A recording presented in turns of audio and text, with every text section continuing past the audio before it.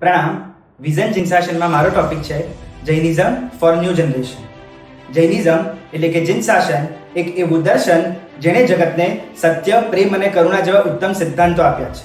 એ સિદ્ધાંતો આજે પણ એટલા જ ઉપયોગી છે જેટલા હજારો વર્ષ પહેલા હતા.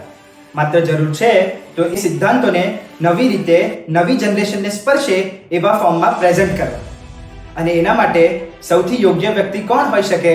જોતા મને એવું લાગે છે કે આપણું જ જૈન યંગસ્ટર્સ. કારણ કે યુવાનો પાસે છે નવા વિચારો, નવી દિશા, સર્જન શક્તિ, સપનાઓને સાકાર કરવાનું સામર્થ્ય અને નવી ટેકનોલોજી.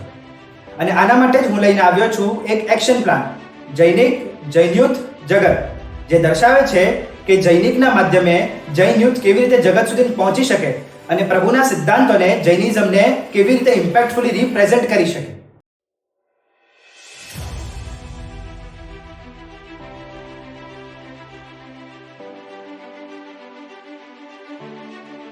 દરેક યુવાઓનું, દરેક યુથનું એક જ લક્ષ્ય હશે કે આ જગતને કંઈક સારું સમર્પિત કરીએ.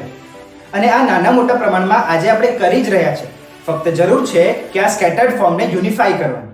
અને મને વિશ્વાસ છે કે આપણે બધા સાથે મળીને આગળ વધીશું તો જિનશાસન માત્ર સંભળાશે જ નહીં, આખી દુનિયા તેને અનુભવશે પણ.